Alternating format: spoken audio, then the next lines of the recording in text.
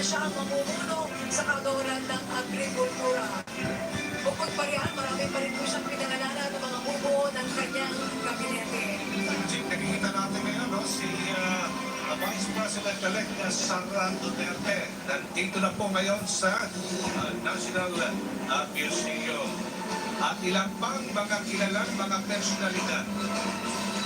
Ilan natin masyado natin. Ayan, si Pangulong ang dating First Lady. Nakita natin kanila si dating Pangulong Era Estrada.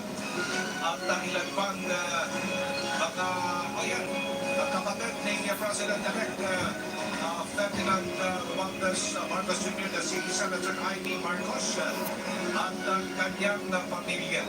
So, unti-unti na pong napupuno ang mga upuan na inihanda po para sa mga bisita. Diyan po yan sa naman mismo, sa premises mismo ng National Museum. Kung saan po nakatayo kami dito sa naman mismo ni Angelic. Natatandaan na una na kung inanunsyo na si VP-elect Sara Duterte magiging susunod na kalihim na kantoran ng edukasyon.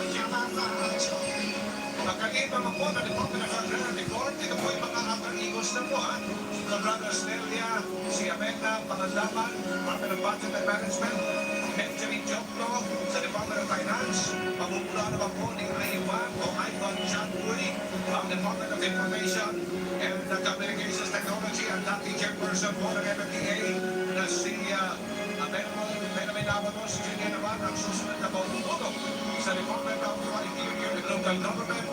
Jesus po, Crispin Hoy Repulia naman at pamumuno sa Department of Justice ang Marsilia. Ang Bienvenido Betty Lapuesto naman sa Department of Labor and Employment. Ang pamumuno naman sa Department of Migrant Workers ay si Susan Toots Ocle, si Rafi Tulfo naman ang itinalaga bilang bagong kalihim. Kaming si Erwin Tulfo, Erwin Tulfo, bagong kalihim po ng Department of Social Welfare Development, si Rafi Tulfo, Senator si Rafi Tulfo. Habang si Jose Faustino naman po sa Department of National Defense. Okay, samantala po ang bagong kalihim ng Department of Public Works and Highways ay si Manuel Manny Bonoan. Si Cristina Frasco naman po ang papalit bilang kalihim ng Department of Tourism. Si Alfredo Pascual naman po ang mamumuno sa Department of Trade and Industry. Si Jaime Bautista, Department of Transportation. Arsenio Balisacan ang Economic and Development Authority. Ang bagong kalihim naman po ng Presidential Communications Operations Office ay si Rose Trixie Cruz Angeles, habang si Victor Rodriguez naman po ang Executive Secretary at si Juan Ponce Enrile ang Chief Presidential Legal Counsel. Si Ricardo De Leon ang mamumuno sa National Intelligence Coordinating Agency, habang si Clarita Carlos ang National Security Advisor. Si Maria Zenay Klase ng ventilador. ang mamumuno ng Presidential Management Staff. Si Bernardo Guevara na dating Secretary ng Department of Justice ay magiging susunod na Solicitor General, habang si Antonio Lagdameo Jr. naman po ang Special Assistant to the President. Kahapon ay nadagdag sa kanyang listahan ng mga magiging miyembro ng gabinete ay sila Veteran Banking Executive Jose Arnulfo Wick Veloso, chosen to head the Government Service Insurance System o GSIS, at ang kasalukuyang Solicitor General na si Jose Calida bilang COA Chair. Hindi ko lang ang bagong incoming DSWD Secretary and Broadcaster na si Idol Edwin. Hindi ko na po ang nahanal na senador si Rafi Tulfo, si Senator Rafi Tulfo. Okay. So muna naman tayo, Angelique, sa basic information naman about kay President-elect Ferdinand Marcos Jr. Bongbong Marcos Jr. o mas kilala bilang PBM. Siya po ay pinanganak noong September 30, 1957. Pangalawang anak nila dating Pangulong Ferdinand E. Marcos Sr. na years old naman na maupo kanyang amang bilang Pangulo ng Pilipinas noong 1965. Sa edad na 12, namunang kagad siya sa politika nang siya po ay naging young veteran noong 1969. Yes, samantala po si dating Pangulong Marcos Sr. at dating First Lady Imelda ay may kakaibang kwento ng pag-ibig. Sina President-elect Marcos Jr. naman po, at susunod na First Lady na si Attorney Lisa, ay simple lamang po. Sila ay nagkakilala sa New York kung saan siya nagtrabaho bilang isang abogado. At ayon sa kwento ni Attorney Lisa, hindi naman daw po yung tipong love at first sight. Kung nag-develop lang daw ang kanilang relasyon eventually. And after a period of time, binigyan daw ni President-elect BBM si Attorney Lisa ng tapa. Regalong tapa. At sabi niya, oh, tayo na ha. And after that, pagtako po ni BBM ang pagtako ng mga magulang ni Attorney Lisa at sila ikinasal sa Italia at actually nakaselebrate ng kanilang silver anniversary sa parehong simbahan sa sila kinasal. Ang kanilang mga anak ay sila Ferdinand Alexander Araneta Marcos, Joseph Simon o Simon Araneta Marcos at si William Vincent Araneta Marcos. Opo. Pasensya na po kung minsan napapasigaw kami ni Angeline dito dahil napakalakas ng speaker sa harapan namin. Okay, napakalakas. Kaya hopefully ay naiintindihan niyo po ang aming mga sinasabi rito. Ating susunod na First Lady naman, mga kaibigan, mga kababayan, ay si Attorney Lisa Araneta Marcos. Again, siya po ay napakasimpleng individual. Una na rin niya sinabi na she likes her anonymity. At kung bibigyan ka ng siya ng pwesto sa pamaran, ay mas pipiliin niya rin ang wala sa limelight. Si Lisa Araneta Marcos po ay isang abogado at may sariling law firm. Ang LMA Association, siya rin po ay isang guro. Hindi po siya basta guro lang, o professor lamang na nagtulong sa kanyang estudyante, Gino. May pusilang na puso ang ating susunod na First Lady. Ayon sa kanya, hindi siya tumatanggap ng bayan o magtuturo. Instead, ang kanyang salary ay inilalaan niya sa pagbabayad ng expenses ng kanyang mga estudyante. Ang maginatan natin mga kanila ng pagdating ng convoy ng Pangulong Anal Ferdinand Marcos Jr. ay unti-unti na rin dumadami talaga mga tao rito. Napapansin namin halos lang na pumupunta mga kababayan natin. Mga ordinaryong tao ito. Meron po silang t-shirt, halos lang dahil may pula at meron pong kulay na berde. Yes, at talagang Red and green. matamang inaabangan po nila ang pagdating ng mga sasakyan na po, nulan ang outgoing president at hindi ng incoming president na si BBM. Samantala, isa po sa pinaka-inaabangan din, alam mo naman tayo mga Pilipino at nakatutok dito sa mga kasuotan, lalo na po sa isusuot po ng First Family para po sa kasuotan ni President-elect Bongbong Marcos, modern brown, inspired by the Rayadillo na isang traditional military uniform, panahon ng mga Kastila, nilikha ni Pepito Albert. At bukod dyan, fully embroidered maroon naman na obra pa rin ni Pepito Albert from Taal ang susuotin ni President-elect Bongbong Marcos Jr. sa kanyang evening activities. Parehong gawa ng Zapatero Manila ang sapatos na isusuot ng susunod na Pangulo. Modern pinyat terno na likha naman ng international fashion genius na si Leslie Momo ang isusuot na terno ni First Lady Lisa Araneta Marcos. Talagang mabusisi ang disenyo ito, nagawa sa mga telang pinya puro, pinya sena, at pinya suksok na binurdahan naman ng pambansang bulaklak ng Pilipinas. Ayan. Yung terno po at ng sapatos na likha naman po ni Lila Almario ng Brex Bay. Kaya si Pepito Albert din po ang nagdisenyo ng damit ng kapatid ni President Marcos Jr. na si Irene Marcos. Detalyadong kulay dilaw na pinyang terno. Gawa naman po ni Lila Almario ang sapatos na gagamitin ni Irene Marcos Araneta. Gawa naman ng Salvo Taylors ang barok na gagamitin ng kanyang panganay na anak na si Sandro Marcos. Samantala, ibang designer naman ang pinili ni Senator Irene Marcos na gumawa ng kanyang damit. At ilang pinapakita lamang sa kanilang mga kasuotan ang simpleng lifestyle ng incoming administration. Ito na nagpapunta rin ang pagbating kay President-elect Ferdinand Marcos Jr. si Pope Francis. Si Pope Francis ay sinabi ko na sa Tupapa, I send my congratulations and cordial wishes to Your Excellency as you begin your mandate as the President of the Republic. I am assuming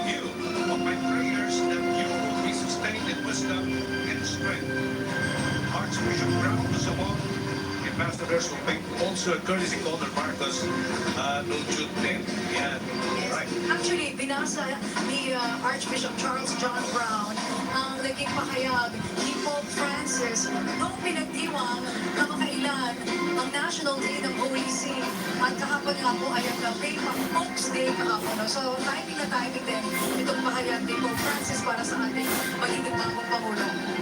Okay, sa mata na po, makapagwala sa criteria ng qualifications sa higher education, ito ang po bilang Pangulo ng Pilipinas ay naging malaking usapin pa rin ito sa ating bansa. Kaya naman natin pong pag-usapan ng educational background ng ating susunod na Pangulo. Si President-elect BBM po ay nagtapos ng kindergarten sa institusyon Teresiana de Educación y Cultura Incorporated. Sa Lasal, Green Hills naman po siya nagtapos ng primary education. At dahil na rin po sa kagustuhan ng kanyang mga magulang na lumaki siya na hindi na overwhelmed sa katayuan ng kanyang pamilya sa bansa, siya ay nagirakan sa Inglaterra at nag-aral ng secondary education sa All Boys Benedictine Abbey Rock School from 1962 to 1970. At taong 1975 naman po nang sinimulan niya ang kanyang tertiary education sa Oxford University kung saan nakatapos po siya ng special diploma in the social studies. Okay, sa kagustuhan na rin na mas mapalawak pa ang kanyang kalaman, nag-aral po muli si President-elect BBM. He took his master's in business administration sa Wharton School of Business, University of Pennsylvania in Philadelphia, USA. But he had to cut his studies short because he was elected vice governor of the province of Ilocos Norte in 1981. At the young age of 23, he succeeded as governor of the province from 1983 to 1986. Okay, so tumila, sandali, ang music. So nagkakaintindihan na tayo, Jake. Sa wakas, medyo parang wala na ako marinig. Oo. Okay. Well, alam nyo kanina rin napapanood din po actually ng mga tao dito ang mga kaganapan, ano?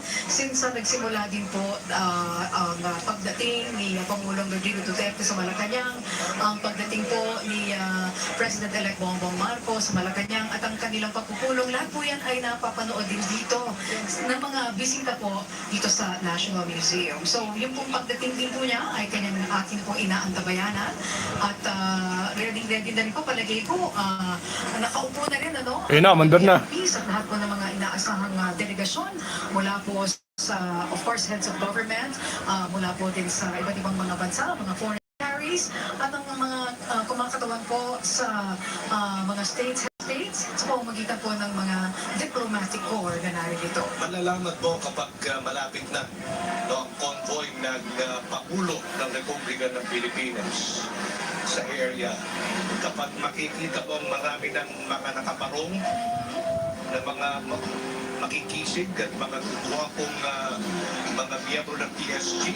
Kahit nandito po sa pinatatayuan namin ni Angelique, may nakabantay dito PSG.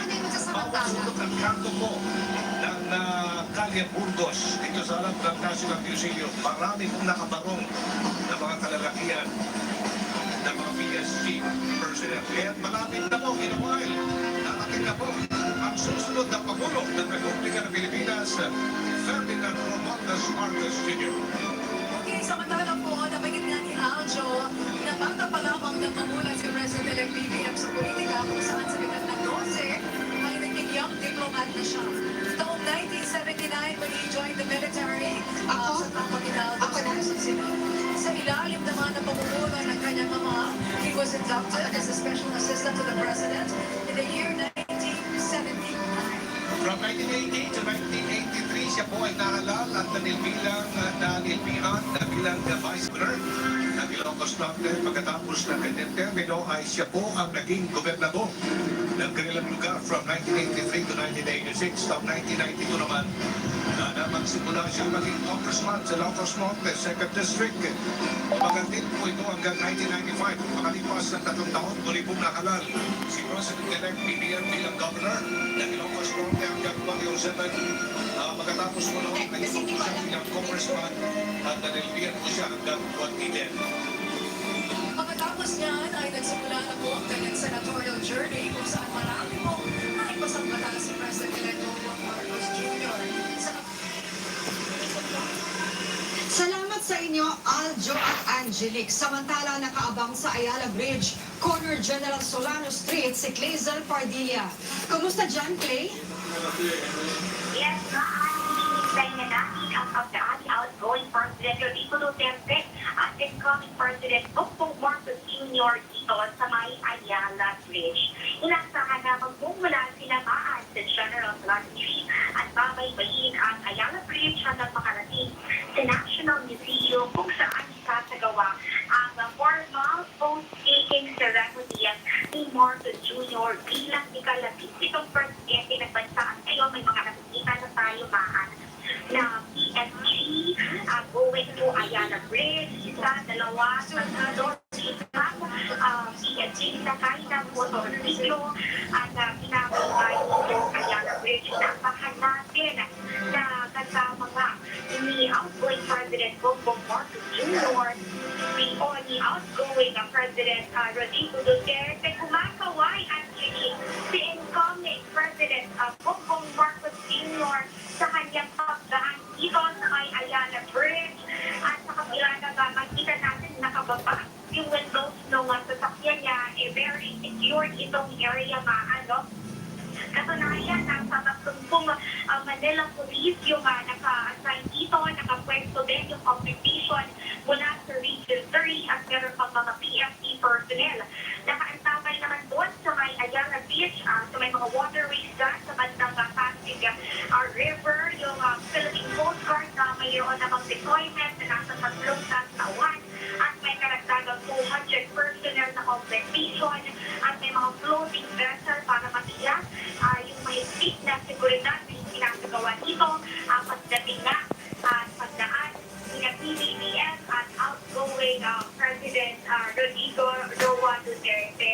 Sa ngayon ay ginagaybay pa rin ang dalawang leader itong Ayala Bridge at wala na tayong nakikita na mga tao ngayon na mga PST. Siguro nandun na sila sa may Ayala Boulevard kung nasaan naman si Padre de Jesus, pero hindi pa rin nawawala yung police visibility dito at pansamantala maan na hindi mo na inadadaan yung mga motorist. Tumaan na. Lagpas na sa akin. Sa'yo, Clazel Pardilla. Ayan, kumakaway po ngayon maging si Atty. Liza Marcos sa mga tao pong kanila pong nakakasalubong habang sila po ay bumabaybay dyan. Patungo po yan sa National Museum. Puntahan natin si Patrick de Jesus. Patrick de Jesus, kamusta dyan sa iyong lugar? Yes, Dayan. Dito nga sa may Ayala Boulevard ay dumaan na yung convoy ng mga sasakyan kung nasaan sina Pangulong Rodrigo Duterte at incoming President Bongbong Marcos. Sa ngayon nga ay napakahaba ng convoy, Dayan. At ito, nakita na natin yung presidential card, itong presidential card number 1 kung nasaan sina PRRD at PBBM, at ito ang convoy ay papunta doon sa may National Museum Fine Arts kung saan manunumpa si President-elect Bongbong Marcos Jr.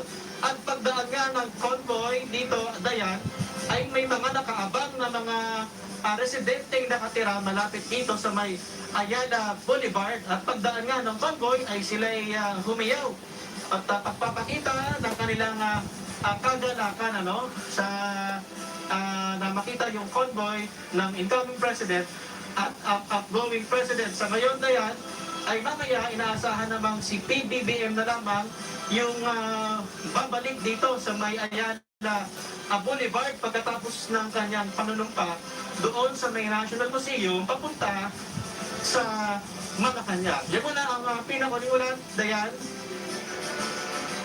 Maraming salamat sa iyo, Patrick de Jesus.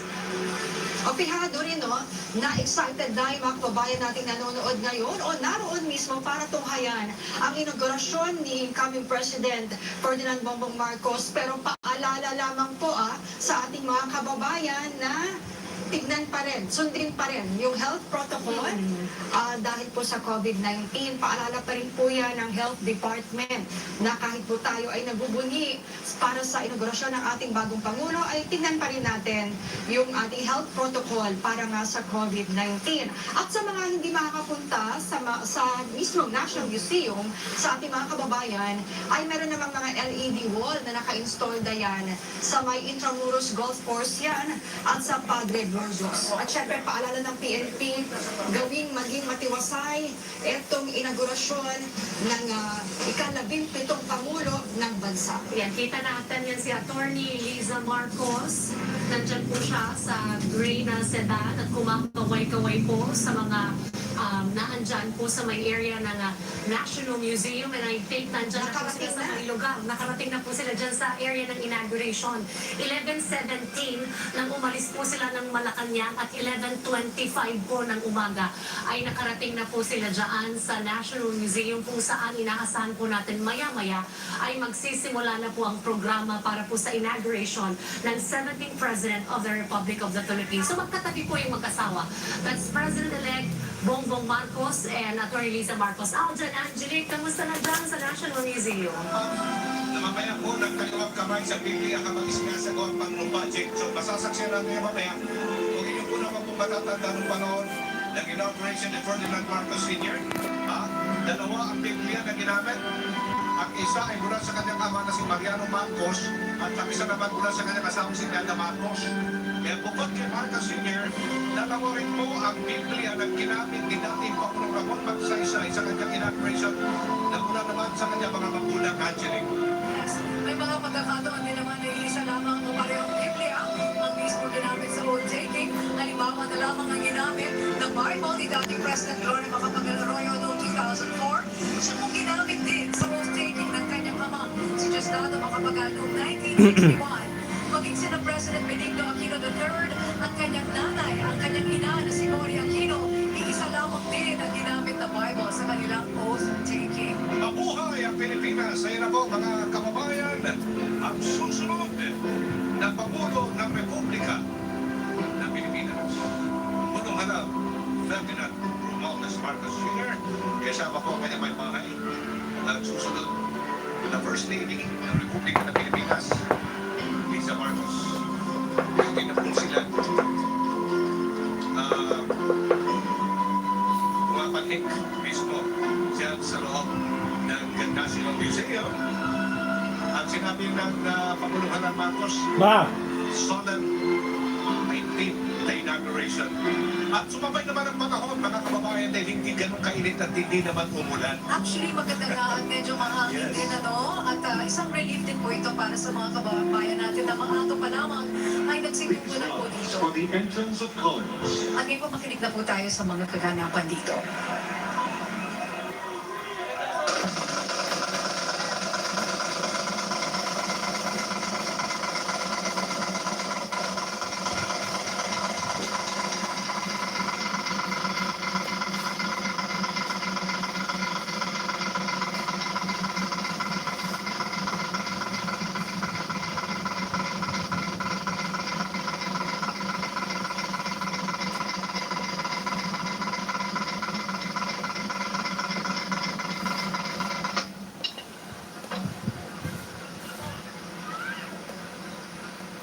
Let us all rise for the Philippine National Anthem.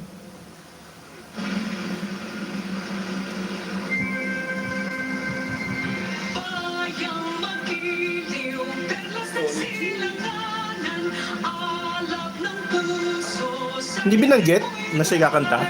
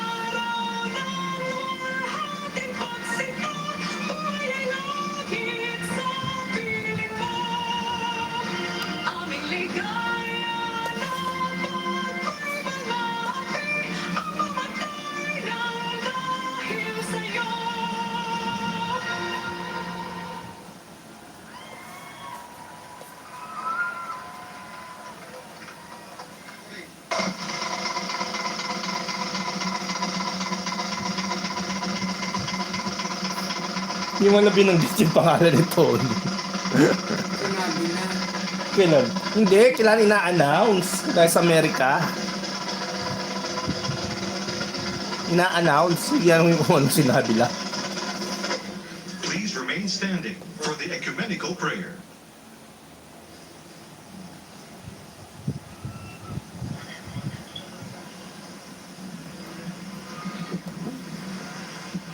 Kindly bow your heads in prayer.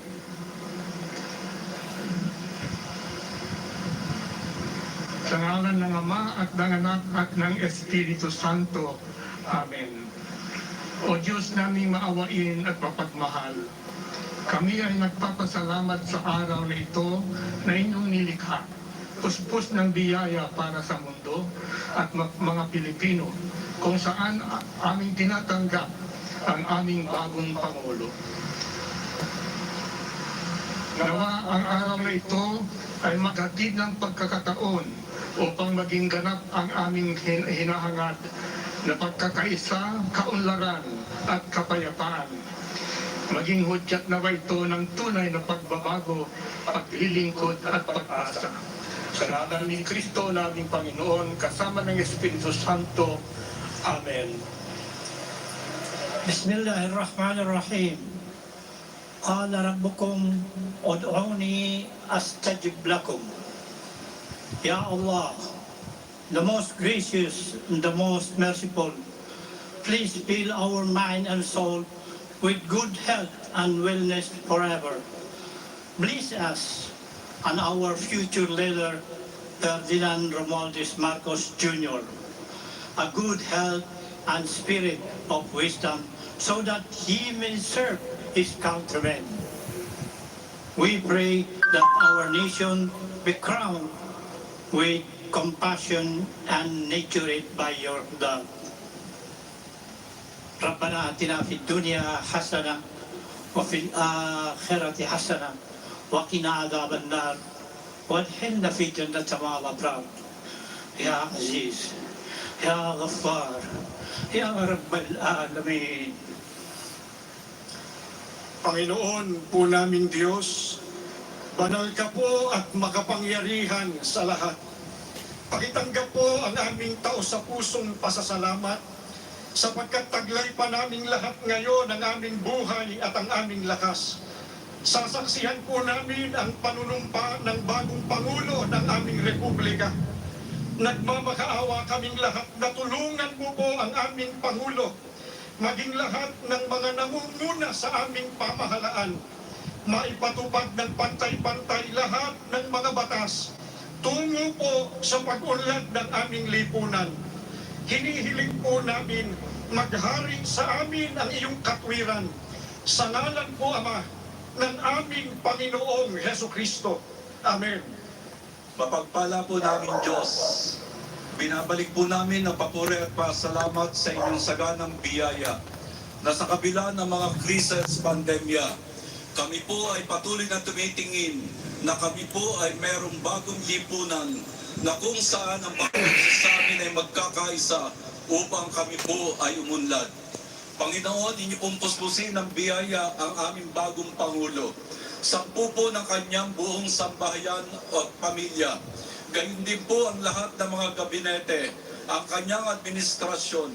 At salamat po na kami ay walang dapat ipangamba sapagkat kayo po'y nangako na kayo po ang sa amin. Ito po ang aming pakiusap sa pangalan po ng aming Panginoong Yesus. Amen. Salamat po, Ama, sa pag-ibig na pinupuno niyo sa puso ng bawat Pilipino. Pag-ibig na maaaring sandalan, gawing pundasyon at balangkas ng aming pagkakaisa. Patuloy niyo po kaming pag-umapawi ng pag-ibig sa bayan, sa inyo at sa aming kapwa. Sa pangalan ng Panginoong Yesus. Aming Amang manlilikha at nagpapatayuyan, nagkakaisa mo kami ngayon na nagtatalaga sa inyong hinihiram na maging Pangulo at lingkod ng bayan, si Ginoong Ferdinand Bongbong Romualdez Marcos Jr. Sa kanyang mamumuno at pamamahala, liwanagan niyo po siya ng inyong maningning na ilaw, kasihan at puspusin ng inyong banal na diwa. lamaan ng iyong mapagpalang kamay. Pangunahan ang akali ng iyong makatwirang tinig at patuloy na pagkalooban ng nag-uumapaw na pag-ibig at pagmamalasakit sa sambayanang Pilipinas. Bigyan niyo po siya ng mga makakatuwang sa pamamahala na may pusilat na kalooban, mga manunungkulang maalam, mabula at marugdoob ang pagmamahal sa bayan. Kami pong lahat na mamamayan ay patuloy ninyong gabayan na maging matapat sa aming mga tungkulin sa bayan para sa isang maunlad at nagkakaisang Pilipinas. Sa maiksing sandali po ng tahimik na pakikipagniig sa ating Ama sa Langit, ipabatid natin ang ating mga niloloob at pasalamat.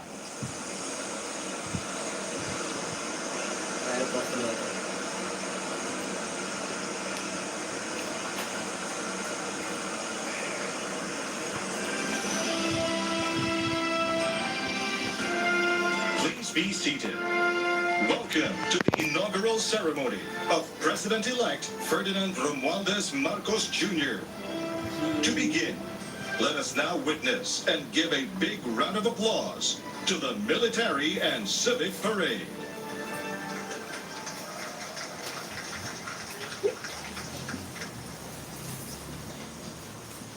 Sa makasaysayang araw na ito, ating binibigyang pugay ang bagong Pangulo ng Republika ng Pilipinas, Pangulong Ferdinand Romualdez Marcos Jr. Kung kaya't narito po ang isang parada bilang pagpaparangan.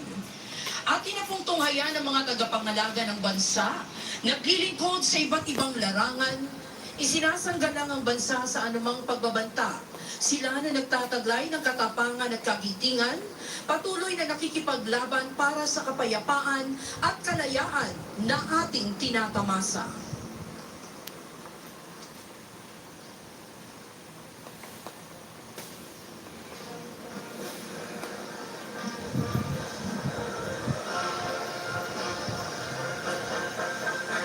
Bumubungad po ang parada na kinabibilangan ng ating core ng mga kadete ng Sandatahang Lakas at pambansang pulisya ng Pilipinas, gayon din po ang tanod baybayin.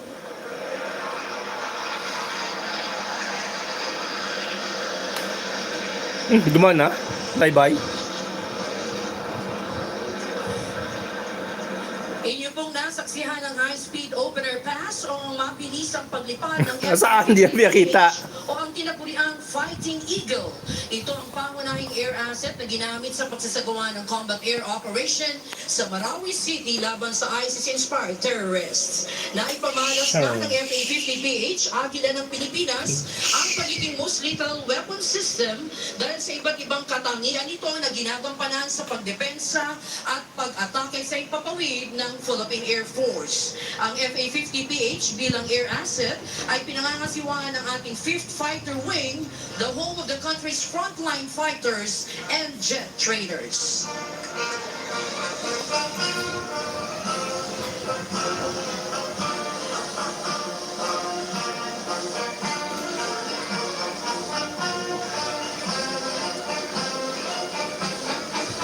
Nangunguna po sa ating parada ang pinagsamang banda ng Sandatahang Lakas ng Pilipinas.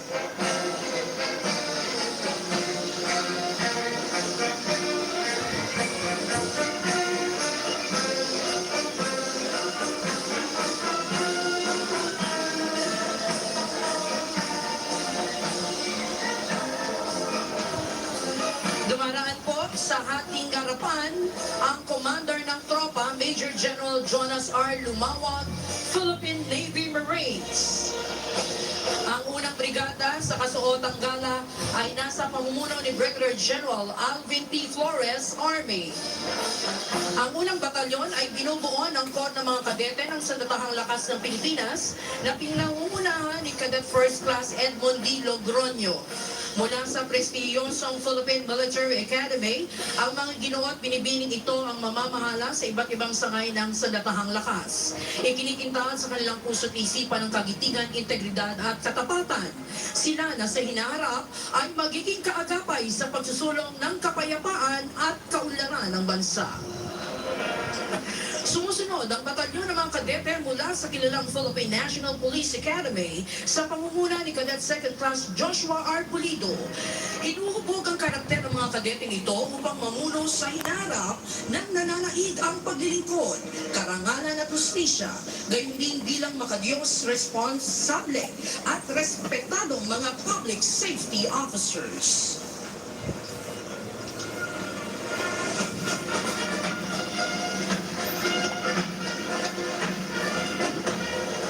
Mangyaring tumayo po ang lahat para sa pagdating ng watawat ng Pilipinas.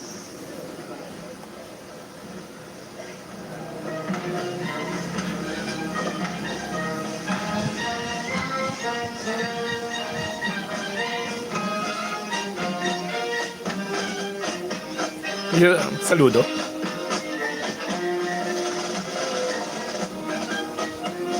Sumaludo.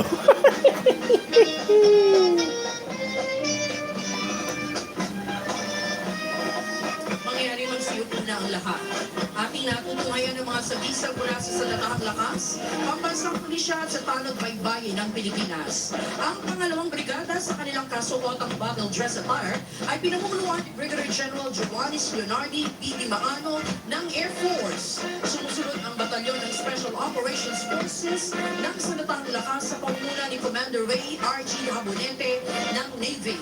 Binubuo ang batalyon ng Scout Ranger Special Forces ng Philippine Army, Naval and Special Operations Group ng Philippine Navy at 710 Special Operations Wing ng Philippine Air Force. Silang mga piling individual na ang kasanayan ay sa iba't ibang larangan at nakakaangat lalo na sa mga espesyal na operasyon. Narito naman ang batalyon na binubuo ng kapulisan at Tanod Baybayin na pinamumunuan ni Police Lieutenant Colonel Joseph C. Bayan. Ang ating kapulisan na nakapagpatupad ng batas sa papanatili ng kapayapaan ng kaayusan at nagsisiguro sa kaligtasan ng ating mamamayan. Ang Tanod Baybayin ay nakatuon sa Maritime Search and Rescue, Maritime Law Enforcement, Maritime Safety, Marine Environmental Protection, at Maritime Security. Tumayan natin ang mga sasakyan at gamit pandigma ng Salatahang Lakas ng Pilipinas, Pambansang Pulisya ng Pilipinas at Tanod Baybayin ng Pilipinas, gayon din ang mga tauhang kabilang sa mga espesyal na unit, kasama na din po ang pansuportang unit. Nangunguna ang mga espesyal na unit ng Salatahang Lakas ng Pilipinas, nagyan po ang Explosive Ordnance and Disposal Units, kabilang na rin po ang Chemical, Biological, and Radiological Nuclear Teams. Sumusunod naman po ang Kia Light Tactical Vehicle at Troop Carrying Vehicle. Narito rin po ang 11 Metro Rigid Hull Inflatable Boat ng Naval Special Operations Group ng Philippine Navy. Ginagamit ito sa mga espesyal na operasyon bilang suporta sa maliitang SEAL operation. Ang tinaguriang combat arm of decision ng marcor assets. Nangunguna ang Commander B-150 na pangunahing nakadisenyo para sa panloob ng operasyong panseguridad ng bansa. Kasabay ang Seaborne Armored Fighting Vehicle ng Philippine Army na gumagana para sa panloob na seguridad. Nariyan din po ang B-300 Armored Personnel Carrier ng Philippine Marine Corps. Isang uri ng sasakyan na magagamit sa lupa o tubig man. Natutunayan naman po natin ang artillery assets na binubuo ng mga kanyon ng Salatahang Lakas ng Pilipinas. Nangunguna ang 20mm M39 anti-aircraft cannons at iniapply ito bilang ground-based weapons mula sa dating M5 Freedom Fighters aircraft. Sumusunod ang Atmos 155mm howitzer system na binuo bilang shoot-and-scoot weapon na agarang magre-responde sa mahirap na kalupaan ng kritikal na lugar. Kontrolado ito ng electronic suit na may inertial navigation system based on lane method at automatic loader.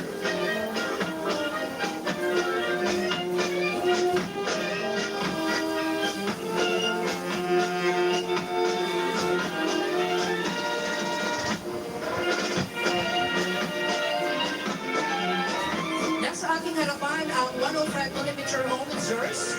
Sumusuporta ang mga ito sa mga puwersa pambansang nasa gitna ng operasyong militar.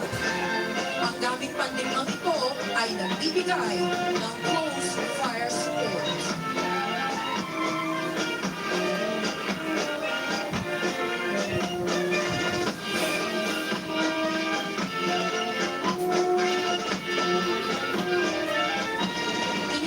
Nakikita ang 8-ton Euro trucks at 1-in-1 4-ton Sadco. Ang mga sasakyan ito ay ginagamit bilang bahagi ng combat support units. Gayon din sa panahon ng kagipitan, partikular sa humanitarian assistance and disaster response.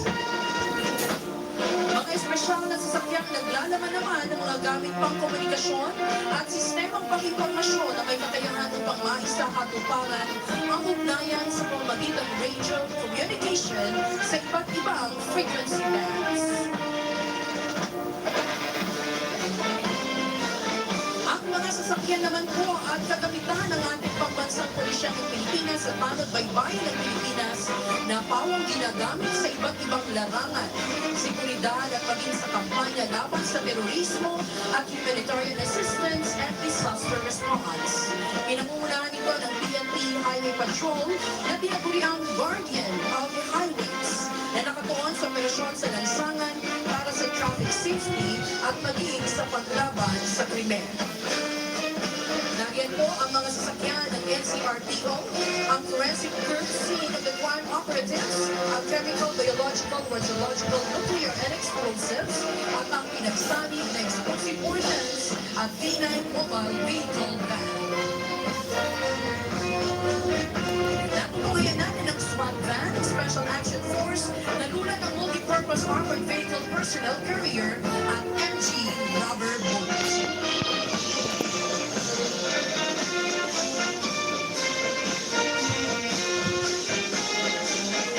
Sa tanod baybayin, nariyan ang bomb squad, ambulance at mga patrol cars.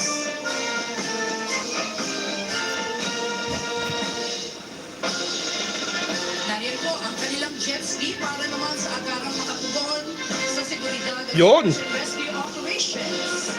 Ang aluminum search and rescue boats na nakadisenyo upang mabilis ang makaresponde ang rescue team sa mga nalunod o biktima ng sakuna. Samantalang ang regional home boat ay ginagamit sa iba't ibang misyong isinasagawa ng Coast Guard Anti-Terrorist Unit. Ngayon po, ibalik ang inyong atensyon sa kalangitan at tutunghayan ang pagdaan ng mga sasakyang pangipapawid ng Santahang Lakas ng Pilipinas. Inyo pong nakikita ang 4 na 829 Super Tucano. Sumusunod ang 10 SF-260 Marchetti nakadisenyo para sa basic at intermediate training at nagsisilbing dependable attack aircraft para sa close air support. Nariyan din ang 4 na Cessna aircraft at ang pangulisahanin ng mga sasakyang pangipapawid ang 9 na D-41 trainer aircraft. Ang tinatawag na trainer aircraft ay ginagamit sa basic pilot training ng Air and Education Command ng Philippine Air Force. Mga kababayan, atin pong natunghayan ang ating sandatahang lakas, ang pambansang pulisya at ang tanod baybayin ng Pilipinas na maaasahan mapaanumang larangan saan man at kailanman. Sila ang ating mga kaagapay upang mapanatili ang kaayusan, katiwasayan at kapayapaan sa buong kapuluan para sa masaganang kinabukasan ng ating bayang Pilipinas.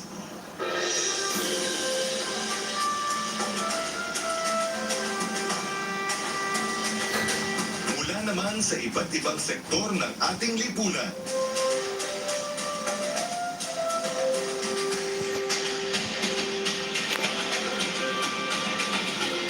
Ang ating mga bayaning katuwang sa lalong pagpapaganda at pagpapaunlad ng ating bansa.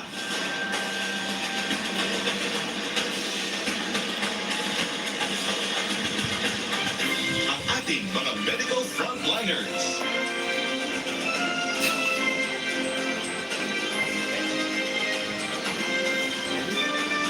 Sa panahong sindilim ng pandemya, ang mga bayaning nagniningning ng pinakamaliwanag.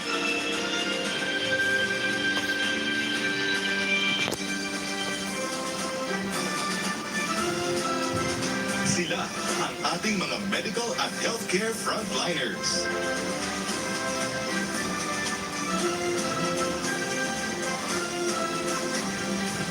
ganip sa bawat araw. Upang masigurong ligtas at protektado ang bawat pamilyang Pilipino.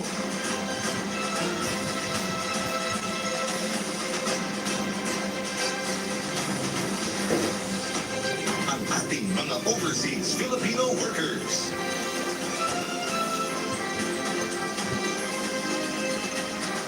Sa ibayong lupa man o karagatan.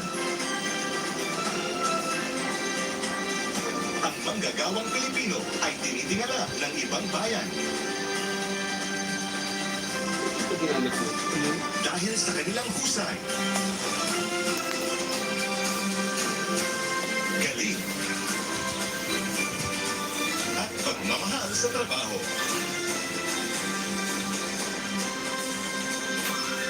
Karangal-rangal ang kanilang mga sakripisyo.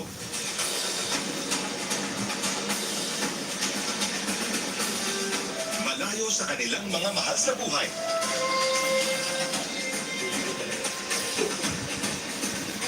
Kapalit ng kanilang di matatawarang kontribusyon sa ating ekonomiya.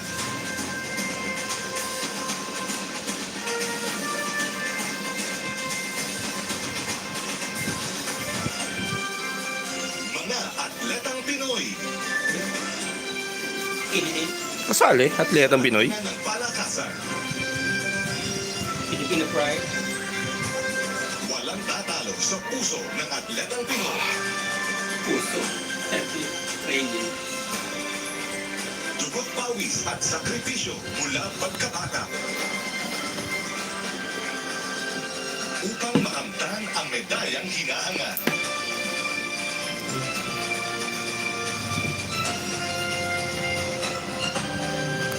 Ang karangalang inyong dala para sa bansa.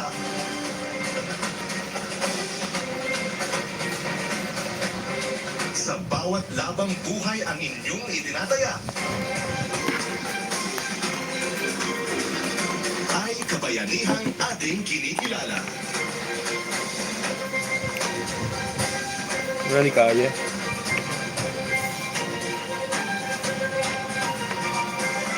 Ang manggagawang Pilipino. Kinikilala bilang haligi ng ating pag-unlad bilang isang bansa.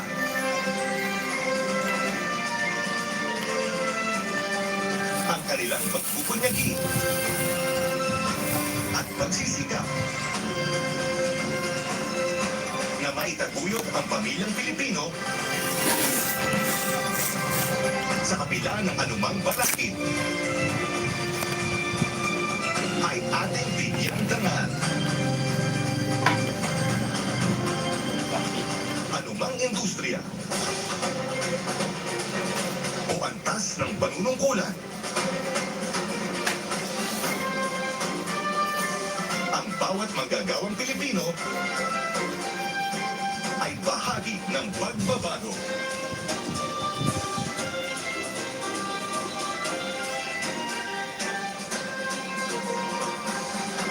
Ang ating transport sector. Panlupa. Pantubig. O panghimpapawid.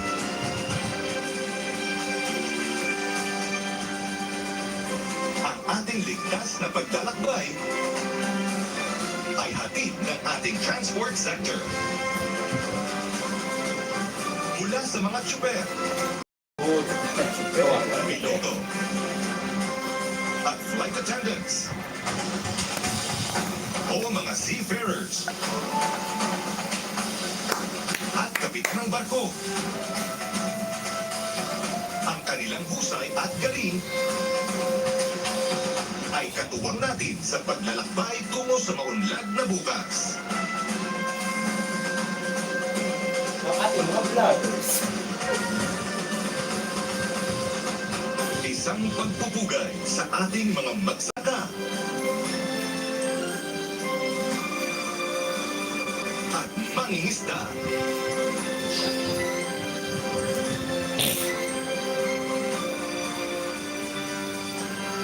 Makilala natin ang huwarang kontribusyon ng ating mga bayani sa pagpapaunlad ng sektor ng agrikultura.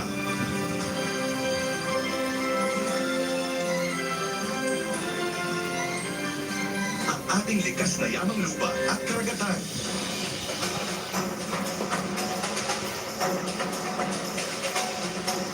Kasama ang mga makabagong teknolohiya.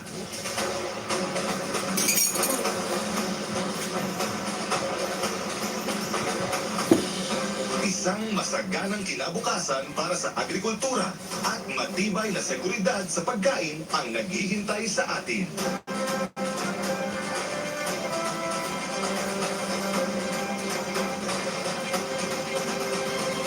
Ang ating Street Management Services Sector. Malinis. Ligtas. At maayos na mga kalye at lansangan. Hatid ng ating mga kababayan sa serbisyo.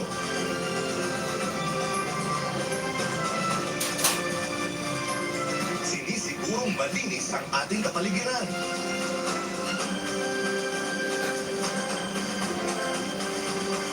Maginhawa ang daloy ng trapiko.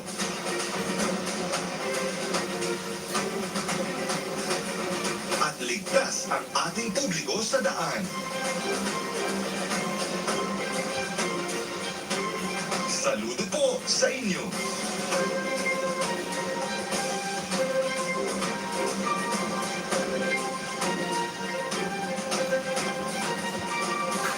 Ang ating construction industry. To read the joint resolution from the Senate and House of Representatives, Senate President Vicente Tito Soto III.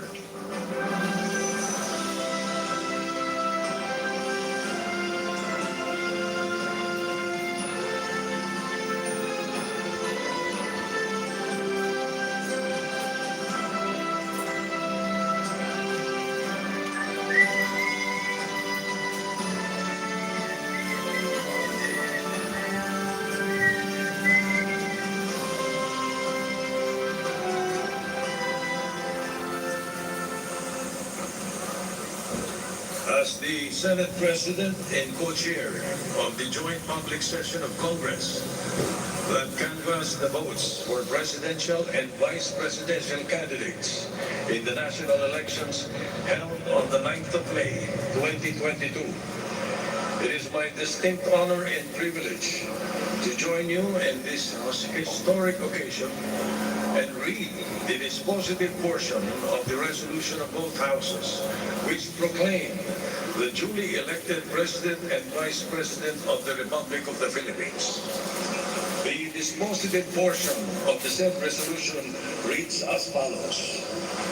Resolved further to declare that candidate Ferdinand Bongbong Marcos Romualdez Marcos Jr. and candidate Sara Zimmerman Duterte received the highest number of votes cast for President and Vice President respectively in the national elections held on the 9th of May, 2022, and by virtue thereof to proclaim Ferdinand Bongbong Romualdez Marcos Jr. as the duly elected President of the Republic of the Philippines, and Sara Zimmerman Duterte as the duly elected Vice President of the Republic of the Philippines.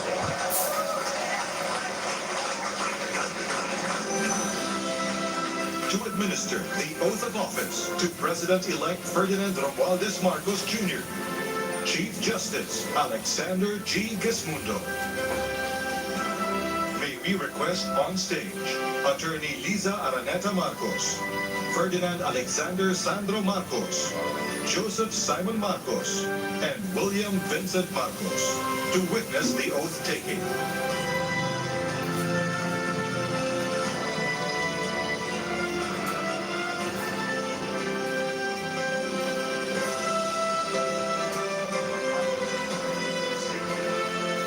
Alis daw sila.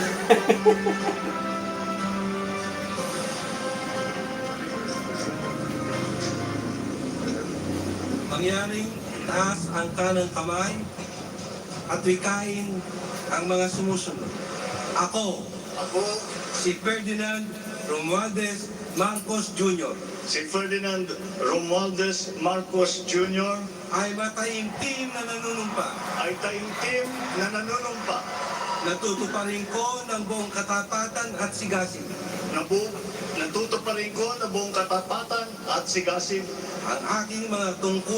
ang aking mga tungkulin bilang Pangulo ng Pilipinas,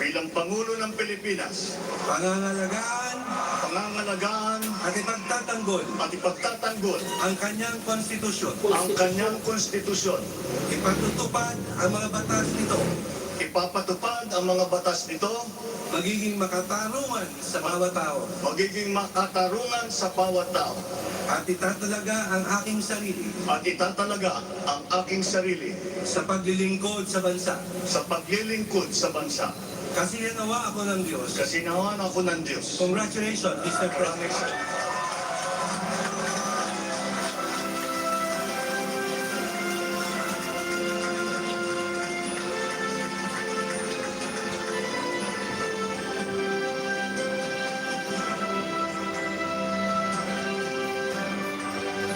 Empire Strikes Back.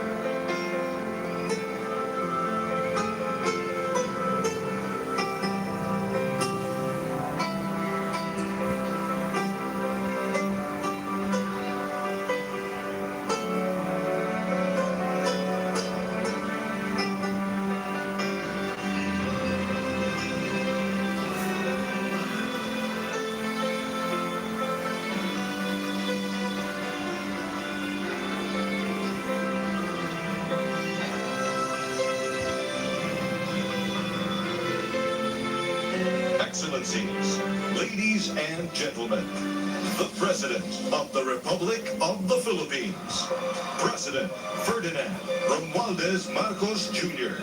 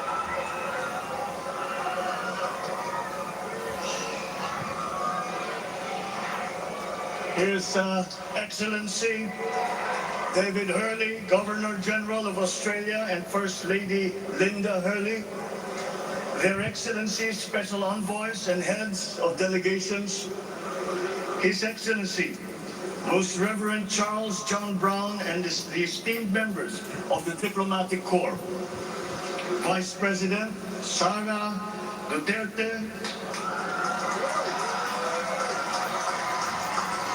President Fidel Ramos, President Joseph Ejercito Estrada, President Gloria Macapagal Arroyo, Senate President Vicente Soto III, and the honorable members of the Philippine Senate, House Speaker Lord Alan J. Velasco, and the honorable members of the House of Representatives, Chief Justice Alexander Gesmundo, and the honorable justices of the Supreme Court, of course, First Lady Lisa Araneta, and my children, Alexander, Sandro, Simon, and Vincent. I cannot proceed without a special greeting, of course, to the former First Lady Imelda Romualdez Marcos.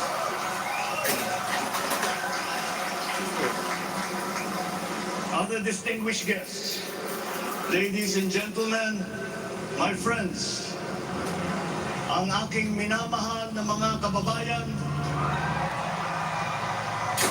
magandang tanghali po sa inyong lahat. This is a historic moment for us all. I feel it deep within me. You, the people, have spoken, and it is resounding.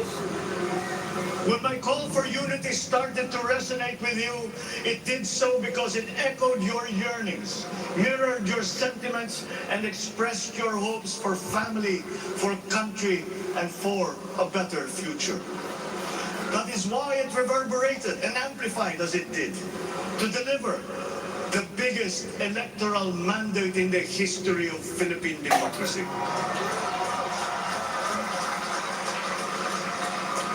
By your vote, you rejected the politics of division.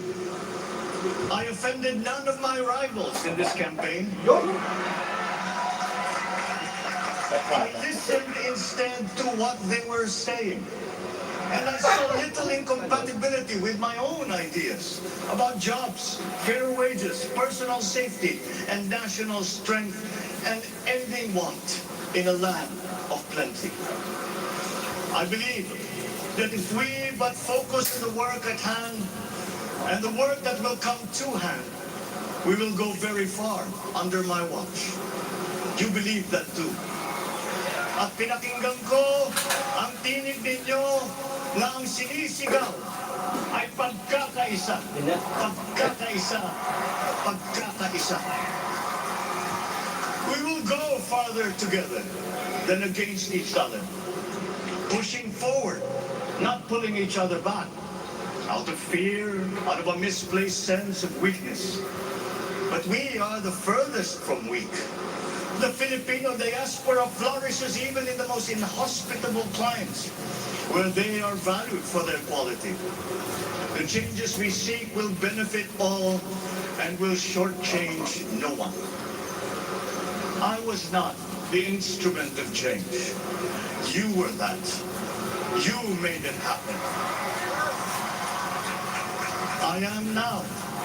You picked me to be your servant, to enable changes to benefit all. I fully understand the gravity of the responsibility that you've put on my shoulders. I do not take it lightly, but I am ready for the task. I will need your help. I want to rely on it.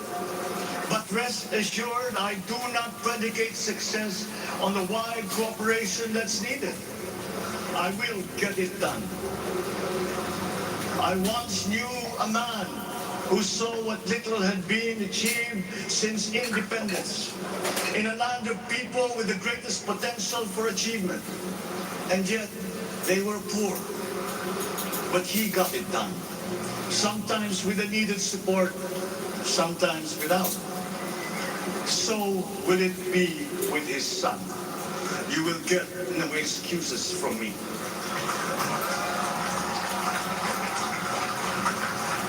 I am here not to talk about the past.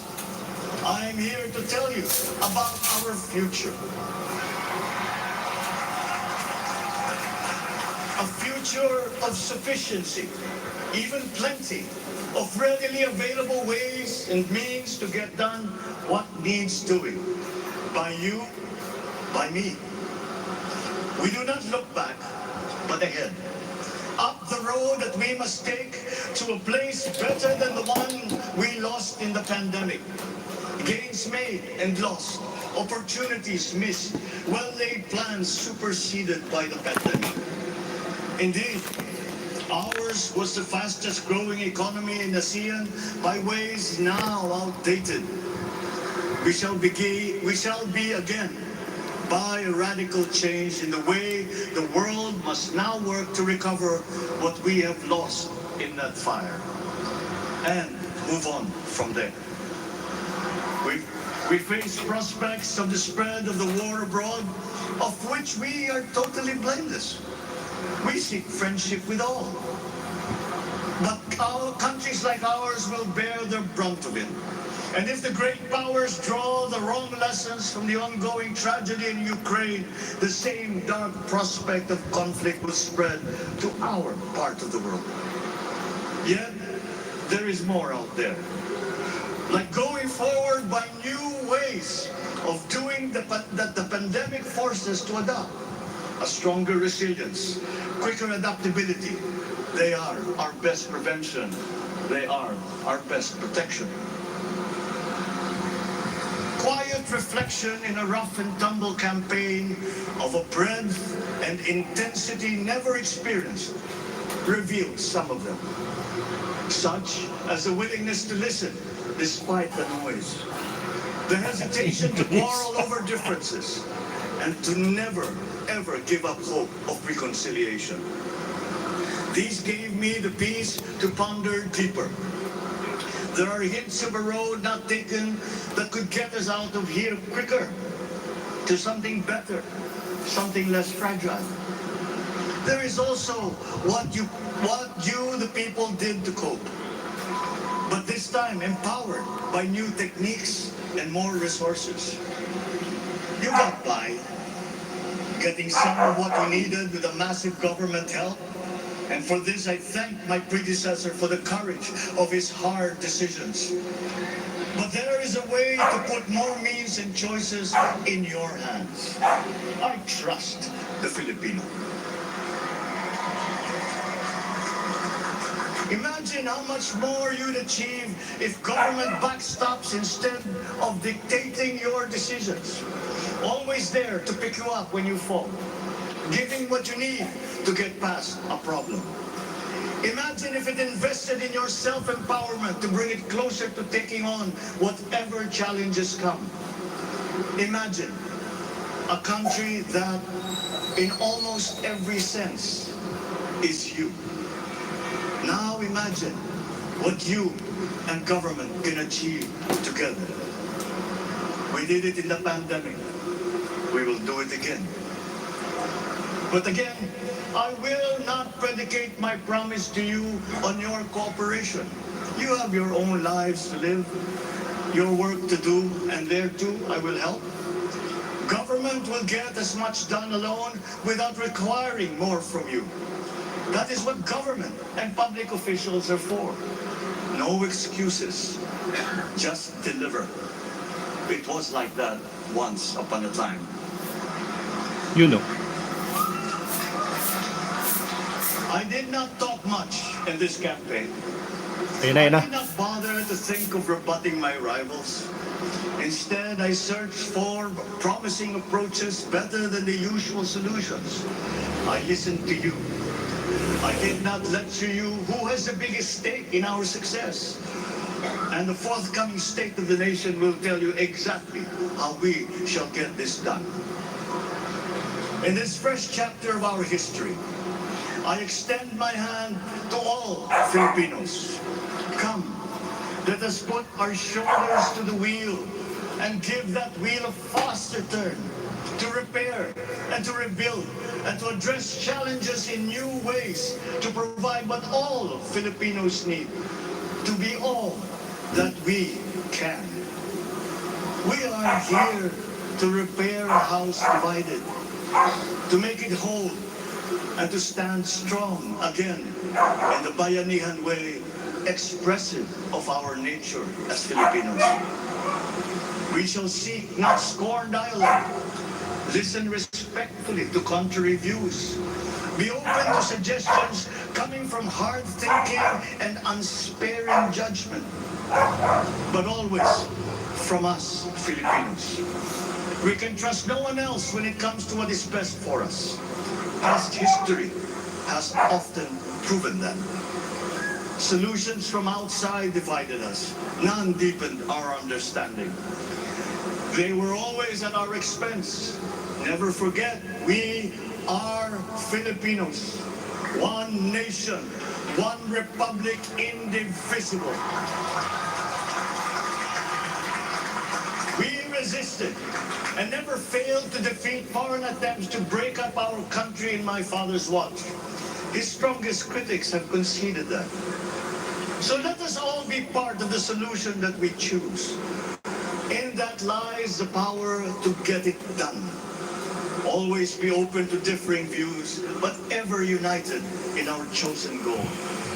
Never hesitating to change it, should it prove wanting.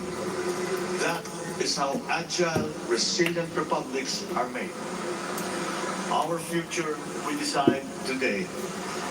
Yesterday cannot make that decision anymore, nor can tomorrow delay it. The sooner we start, future. These are troubling times. What's happening to others can happen to us, but it will not. We see what's happening. We are witness to how it is being stopped, and we have seen the glory that crowns struggle against all odds. Giving up is not an option. We've been through times of bitter division, but united, we came through to this when it shall begin again, but better. The campaigns I've run have taken me here where I stand today. I listened to you, and this is what I have heard. We all want peace in our land. You and your children want a good chance at a better life in a safer, more prosperous country. All of that is within reach of a hard-working, warm, and giving place. Your dreams are mine. Pangarap nyo ay pangarap ko. How can we make them come true? How can we do it together? But I will take it as far as anyone with the same faith and commitment can, as if it depended entirely on himself. Sa pangarap na maging mapayapa ang ating bansa, ang pangarap nyo ay pangarap ko. Sa pangarap na maging maunlad ang ating bansa, ang pangarap nyo ay pangarap ko. At sa pangarap na maging mas masinan ang kinabukasan natin at ng ating mga anak, ang pangarap nyo ay pangarap ko. We are presently drawing up a comprehensive, all-inclusive plan for economic transformation. We will build back better by doing things in the light of the experiences that we have had, both good and bad. It doesn't matter. No looking back in anger or nostalgia. In the road ahead, the immediate months will be rough, but I will walk that road with you. The pandemic ravaged big economies in us. virus is not the only thing to blame. What had been well built was torn down. We will build it back better. The role of agriculture cries for the urgent attention that its neglect and misdirection now demands. Food self-sufficiency has been the key promise of every administration. None but one delivered. There were inherent defects in the old ways and in recent ways too. The trade policy of competitive advantage made the case that when it comes to food sufficiency, a country should not produce but import what other countries make more of and sell cheapest. Then came Ukraine. The most vulnerable when it comes to food are the countries furthest away from the conflict, those bearing no blame for provoking it. Yet they face the biggest risk of starvation. If financial aid is poured into them, though it never is, there is nothing to buy. Food is not just a trade commodity. Without it, people weaken and die. Societies come apart. It is more than a livelihood. It is an existential imperative and a moral one. An agriculture damaged and diminished by unfair competition will have a harder time or will have no prospects at all of recovery. Food sufficiency must get the preferential treatment the richest free trade countries always gave their agricultural sectors. Their policy boils down to don't do as we do. Do what we tell you to. I am giving that policy the most serious thought if it doesn't change or make more allowances for emergencies with long-term effects. There is a parallel problem in our energy supply. Sufficient fossil fuel-free technology for whole economies has yet to be invented. And it is not a response of the richest countries to the war in Ukraine. But surely, a free world awash with oil can assure supplies. Or we will find a way. We are not far from oil and gas reserves that have already been developed. What we teach in our schools, the materials used must be rethought. I am not talking about history. I'm talking about the basics, the sciences, sharpening theoretical aptitude and imparting vocational skills, such as in the German example, alongside the national language with equal emphasis and facility in a global language, which we had and lost. Let us give OFWs all the advantages we can for them to survive and to thrive. Our teachers from elementary up are heroes fighting ignorance with poor paper weapons. We are condemning the future of our race to menial occupations abroad. Then they are exploited by traffickers. Once we had an education system that prepared coming generations for more and better jobs. There is hope for a comeback. Vice President and soon-to-be Secretary of Education, Sara Duterte Carpio, will fit that mission to a T. Unprepared, under-equipped, and understaffed to fight the next pandemic. To start with, we never got over the pandemic of poor, if any, free public health. The last major upgrade of a public health system, exemplified by the resources poured into PGH, predates the current shambles by 3 generations. Our nurses are the best in the world. They acquitted themselves with the highest distinction abroad, having suffered even the highest casualties. With the same exemplary dedication at home, they just got by. They are out there because we cannot pay them for the same risk and workload that we have back here. There will be changes starting tomorrow. Wow. I am confident because I have an OPLEC in my cabinet. Where? There were shortcomings in the COVID response. We will fix them out in the open. No more secrets in public health. Remember, I speak from experience. I was among the first to get COVID. It was not a walk in the park.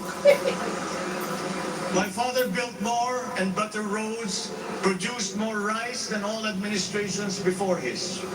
President Rodrigo Duterte built more and better than all the administrations succeeding my father's. Much has been built, and so well, that the economic dogma of dispersing industry to develop the least likely places has been upturned. Development was brought to them. Investors are now setting up industries along the promising routes built. And yet, the potential of this country is not exhausted. Following these giant steps, we will continue to build. I will complete on schedule the projects that have been started. I'm not interested in taking credit. I want to build on success that's already happening. We will be presenting the public with a comprehensive infrastructure plan. 6 years could be just about enough time. No part of our country will be neglected. Progress will be made wherever there are Filipinos, so no investment is wasted. The recovery of Philippine tourism with its emphasis on accessing nature's beauty, I am sure will exceed expectations.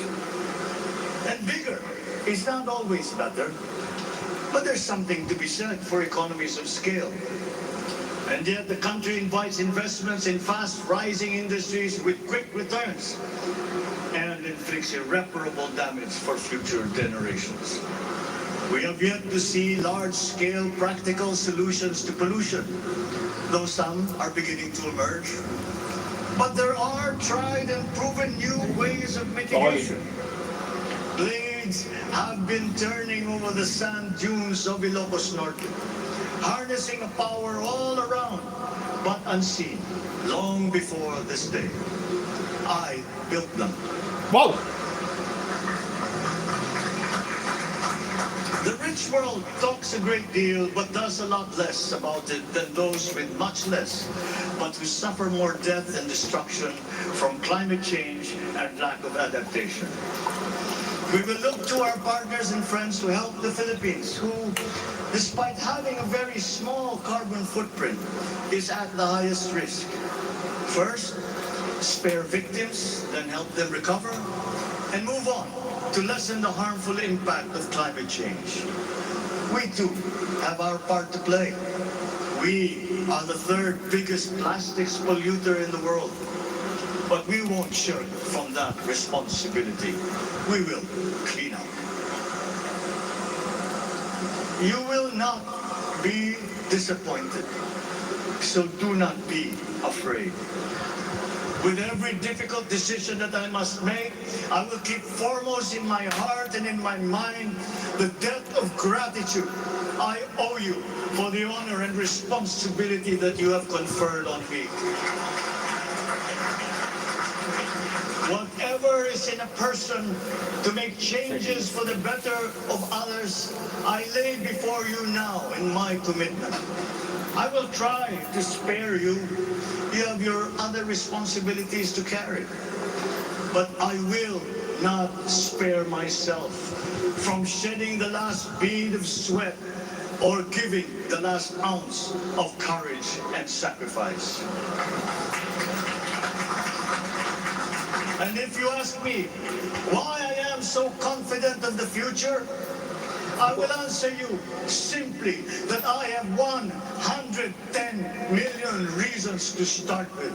Such is my faith in the Filipino.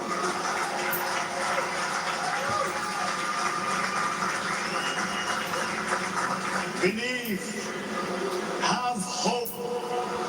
The sun also rises like it did today and as it will tomorrow. And as surely as that, we will achieve the country all Filipinos deserve.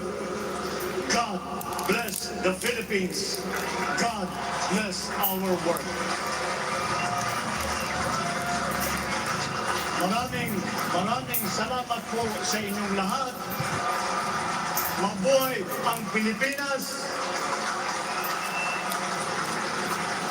Magandang tanghali po.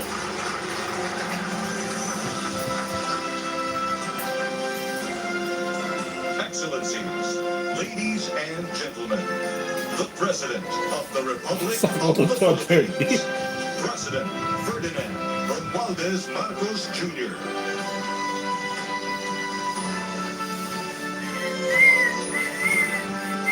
We will now have the opportunity with President Ferdinand Romualdez Marcos Jr.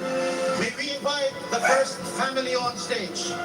First Lady Liza Araneta Marcos, Ferdinand Alexander Sandro Marcos, Joseph Simon Marcos, and William Vincent Marcos. Romualdez Marcos Jr. At ito po ay nagsimula pagkatapos nga po ng kanyang oath-taking at kasama po ang kanyang may bahay na si Mrs. Liza Araneta Marcos. At tumagal ng 25 minutes, Aljo, ang kanyang talumpati at marami siyang binanggit. At yung mga highlights na natin. Okay, una-una ay in-emphasize ng Kapangulong Ferdinand Romualdez Marcos Jr. This is na nagsalita na taong bayan ang pagkakaisa, unity. In-emphasize din ng Pangulong Marcos Jr. ang pamilya, ang bansa, at ang kinabukasan ng bayan. The biggest electric mandate in Philippine history. Matakin ninyo yun, 31 million and 32 million votes respectively nakuha nila ni pangalawang Pangulo Inay Sara Duterte. So, maganda din sinabi ng Pangulo Marcos na wala nang babalikan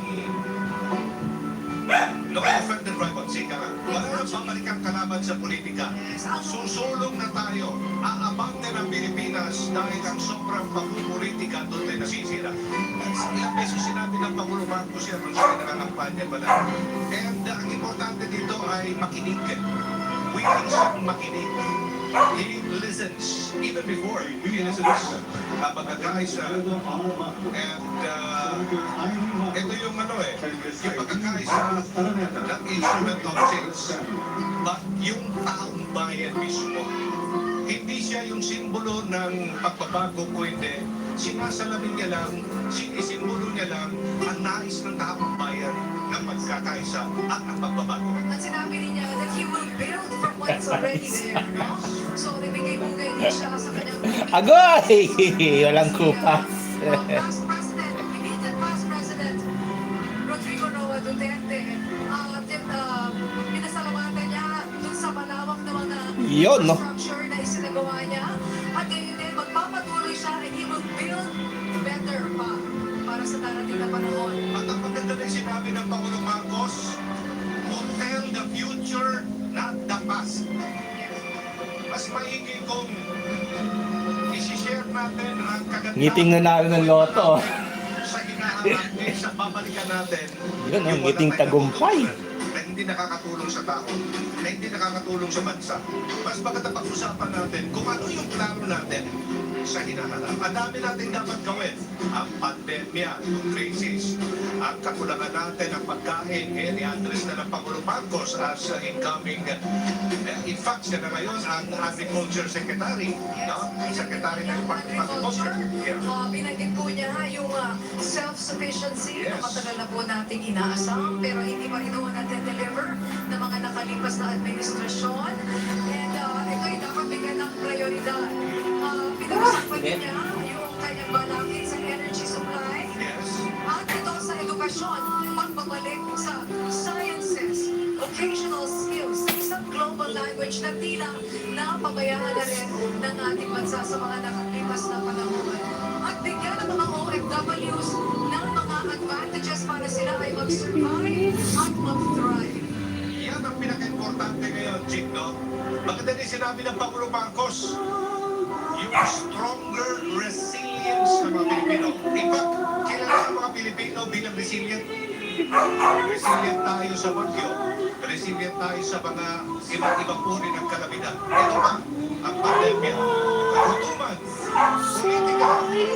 Mas pag-iintigin pa natin ang pagiging resilient natin sa iba't ibang uri ng hamon ng buhay na kaya naman natin gagampanan yan kapag tayo nga ay nagkakaisa.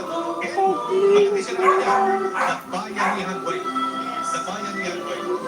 At sabi pa rin niya, do not be afraid. Ang ipinag-address na rin ng mga tao, marahil na hindi sigurado sa kanya. At sinasabi niya, huwag kayong matakot. You will not be disappointed. Dahil sinabi niya na malaki ang debt of gratitude niya sa mga taong nagluklok din sa kanya sa posisyon ito. Also emphasize one nation, one republic, indivisible. Parte ng solusyon at hindi tayo parte ng problema. Diba? Maganda sinabi niya, manaman ang tagpate ng Pangulong Marcos Jr. Kasi nag-6 bilyon ko. Agile and resilient republic. Panahon na Ayun. May accompaniment. nararapat sa bayan nito. Huwag na nating balikan pa yung mga bagay-bagay at yung mga nakataas na hindi talaga nakakatawa. Although meron siyang konting pagkakabiyaw na pagpupay din sa kanyang ama na sinabi niya na minsan merong isang pinuno na ginawa ang kailangan niyang gawin. Whether siya'y tinulungan o hindi, pero kanyang sinikap ito at tinukoy nga niya ang kanyang ama na si former President Ferdinand and Marcos. Para pag inilalagay ng Pangulong Marcos ang kanyang sarili sa pangkalahatan. Kasi sinabi niya, yung pangarap ninyo ay magiging pangarap ko rin. Pagdating sa kapayapaan, pagdating sa kaunlaran, pagdating sa kinabukasan, lalo na ng mga kabataan, ang pangarap ninyo ay ang aking rin pangarap ko, di ba? At dahil Kasi natin ang pakinggan, ang publiko dito sa pinararoonan natin ang kanilang panakbakan, nang marinig nila yung mga salitang yan ng pangarap ng mga tao ay siya rin kanyang pinapangarap. at Pakinggan natutukan ang mga din, nurse. kaya mga nurses kanina, no? Natutukan din ng Pangulong Marcos yung pong transparency. No? Kasi sinabi niya, wala nang sikre-sikreto sa public health. Nagkakaroon tayo ng problema nga. Dito sa bahay ng corruption, hindi umano, pero napapatuloy pa naman ng investigation. Because nakasalalay dito ang kalusugan ng taong bayan at ang pera ng pamamayan. Okay? So, pagdating naman sa turismo, ang sinabi niya, ang Pilipinas mag-exit yung expectation natin. Excited ako doon, ha? Kasi nga, ngayon, nagbubukas na ekonomiya ng Pilipinas. Hopefully, ay magiging mas maunlad ang Pilipinas pagdating sa industriya ng turismo dahil sa totoo lang, napakaganda ng Pilipinas. Mas maganda pa sa ibang mga bansa sa labas ng Pilipinas. The recovery of access to nature's beauty. Dahil marami po talaga tayong likas na yaman, marami tayong talagang sa atin lang yung matatagpuan, no? Tulad ng powder white na dalampasigan dito sa Boracay.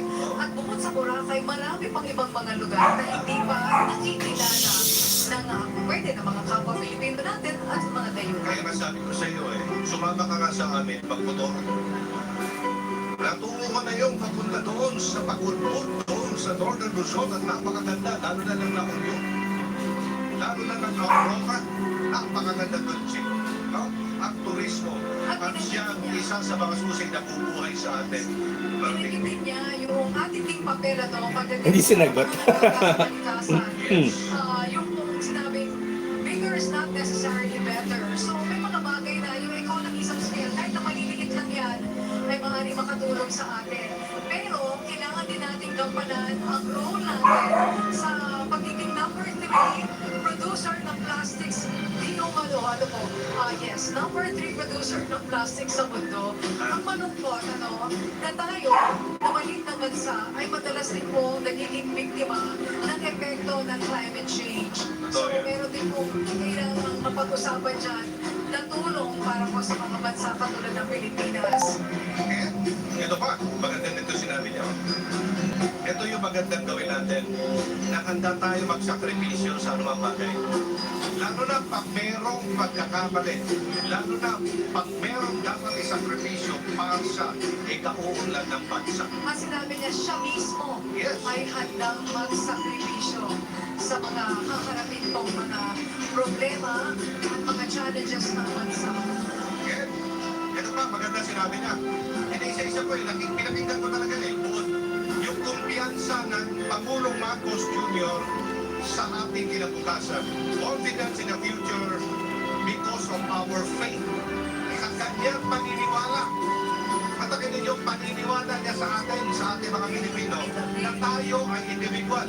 May sarili-sarili tayong ginagawa, may sarili-sarili tayong disposisyon sa buhay. Pero naniniwala siya sa atin na kaya natin gawin ang ating responsibilidad bilang isang mamamayang Pilipino. Sabi niya, have faith in the Filipino, believe and have hope. You know, We will achieve Loyalista, the country that we deserve. Yan ang kanyang mga pinangyayat, ano? Patungkol sa mga nurse, mukhang meron siyang gagawin simula daw bukas dahil batid po ng Pangulo itong paglabas ng mga nurse natin patungo sa ibang mga bansa dahil sa hirap na naman ng kanilang pagtatrabaho dito, pero ang kanilang pong mga sinasahod ay wala po, no? Sa kalintingan ng mga pwede nilang kitain sa ibang bansa. So, isang parang ano na yan, no? Advance notice na starting tomorrow, merong mangyayaring maganda para sa ating mga nurse. Kaya nga, parang nakikiliti ako sa napakinggan ko kanina kay Pangulong Marcos sa kanyang talupate na parang excited na. Excited na ako at mas excited pa ang ating susunod na mga araw. Kaya po ang unang yugto, unang araw ng pagiging Pangulo ng Republika ng Pilipinas, Pangulong Ferdinand Marcos Jr. Hindi po ito ang hindi lang ito ang una. Kung ito ay hindi lang it's not just the beginning, but itutuloy lang yung naumpisahan na natin mga Pilipino sa ating pakikipaglaban sa anumang uri ng timbangan. Marami mga timbangan ng ating Marami tayo napagdaan. napagdaanan. Ito na nga, pandemya. Itong sobrang mahal ng crudo ngayon, umaabot ng 100 piso kada litro ng diesel. Isa pa sa mahalagang sinabi niya na ang solusyon mismo ay nasa sa ating mga kamay. Sa ating yan Kung minsan kasi pwede may mga solusyon na minumungkahi ang ibang bansa na maaaring hindi bagay sa atin. So in the end, tayo din po ang dapat makinig sa isa't isa dahil nasa sa atin din ang solusyon. Pagka napag-usapan din yung gera sa Ukraine, gera sa Russia, pero we don't have to blame itong gera sa Russia.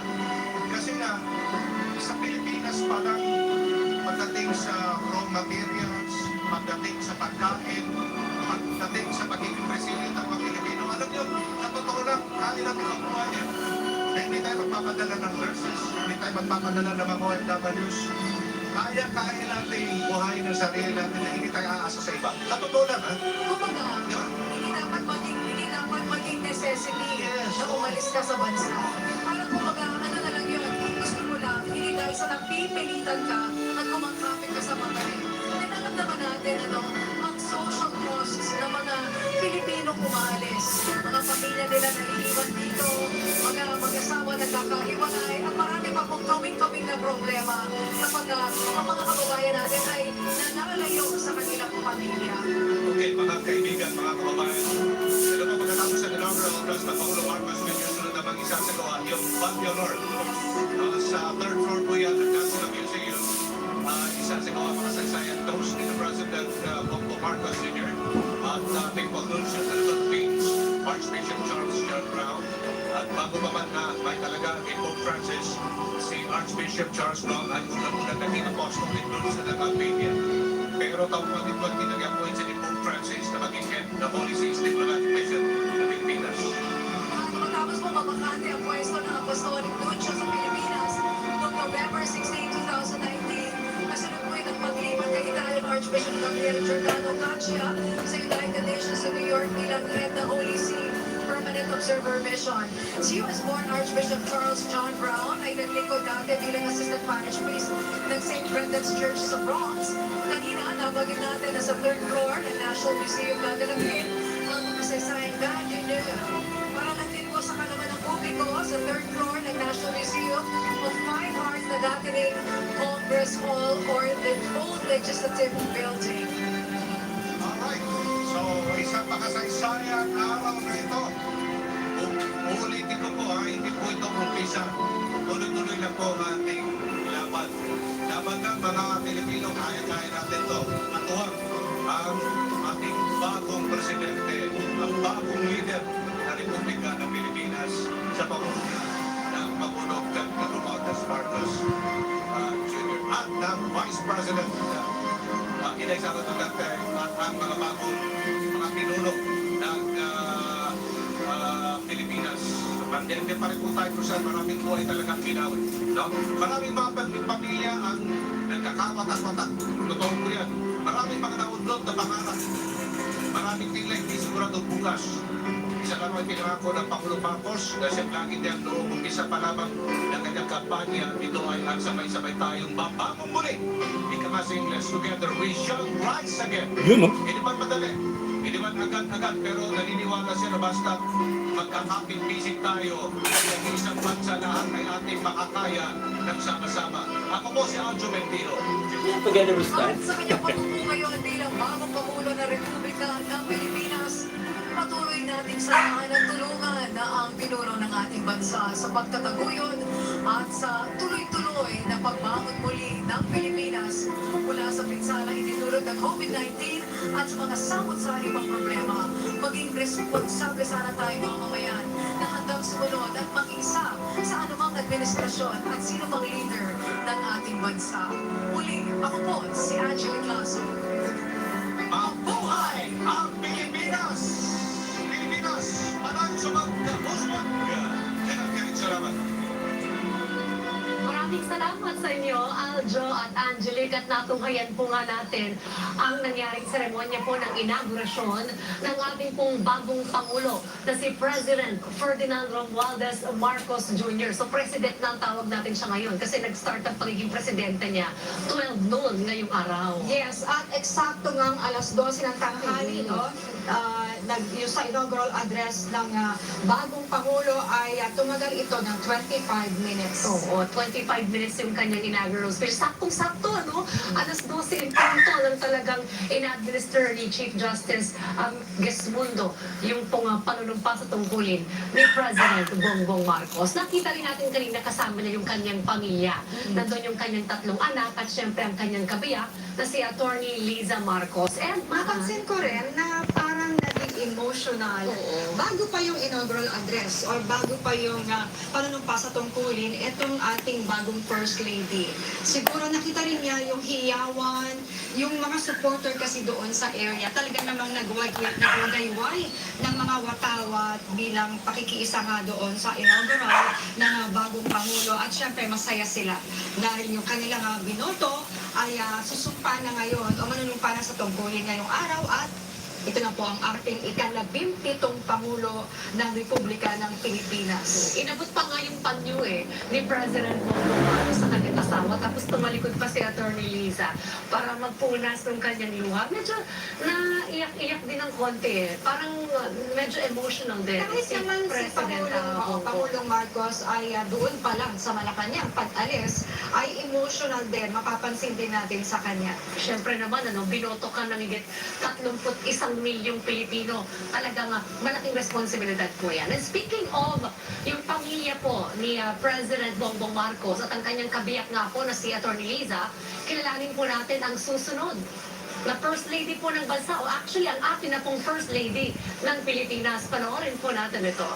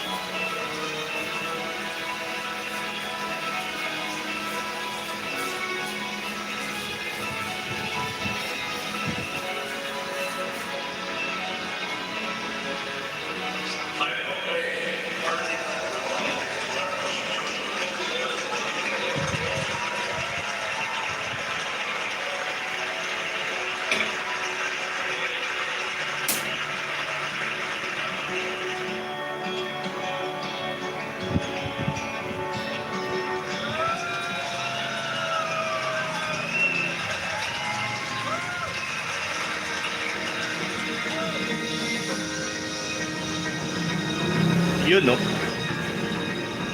Well,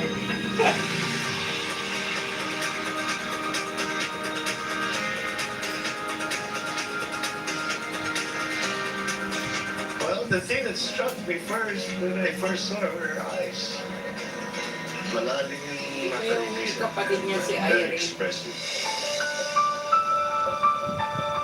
Wala dyan. Mula sa Aranita pagkakaibigan, rin yung umusbong asawa ang niya. pag-iibigan ni Bongbong at Lisa Marcos sa isa't isa. We love to travel because we like to go to new places, see new things, do new things, eat new food, listen to new languages, learn new. It's medyo, in a way, I've been a bit of a culture vulture all my life, and I think this is great. Yes, we always enjoy going to new places and seeing. At ang pag-iibigan ng dalawa ay nauwi sa kasalan. Nandun kami sa Italy, nag-iikot-ikot lang kami. Tapos siyempre sa Italy, marami kang pupuntahan, simbahan eh. So pumunta ko, maganda siguro ito, dito tayo mag-asawa, dito maganda siguro dito, maganda siguro. Ang tamang pa na, ba't di kaya natin gawin na nga? Palay.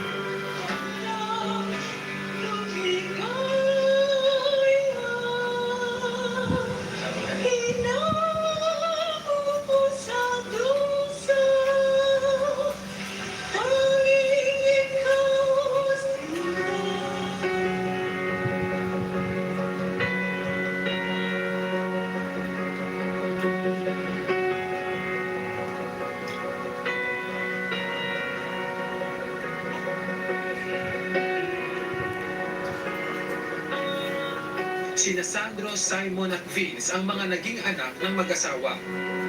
At sa 29 na taon nilang pagsasama, lalo pang tumitindi ang kanilang pagmamahalan. On our wedding day, I told you that there is nowhere else I would rather be than be with you. There's nowhere else I'd rather be than be at my wedding. It turns out, 25 years on, I still feel exactly the same way. Well, I'll tell you something that she can't resist. I can make her laugh even when she doesn't want to.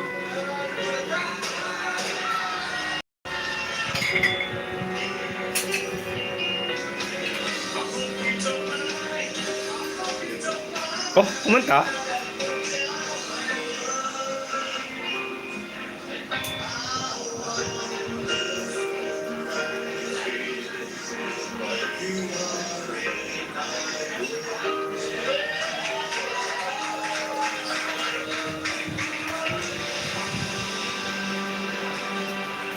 To the strongest, most diligent, most intelligent woman I know.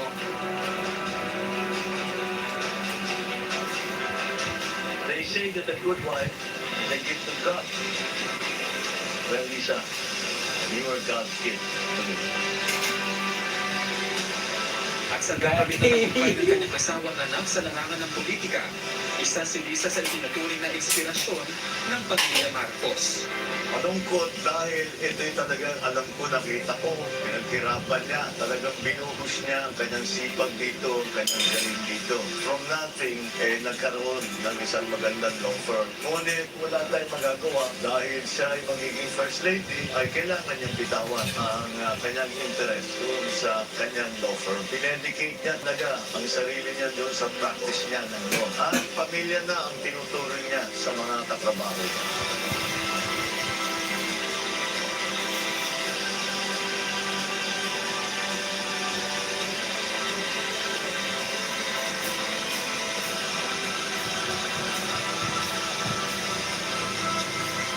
Lisa, thank you for being with me on this grand adventure.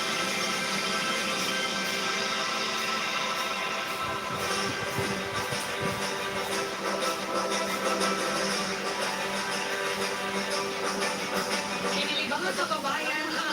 Kinilig ako doon, Sir, ayun ang kanilang love story na itutuloy sa Malacanang. Ay, oo nga. Meron tayong bagong First Lady, meron tayong bagong Presidente. At yan, magbabalik po ang special coverage ng PTV sa inaugurasyon ng ika-17 Pangulo ng ating bansa.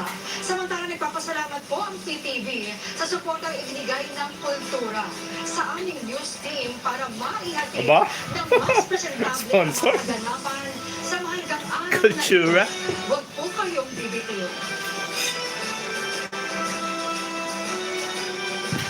Mhm.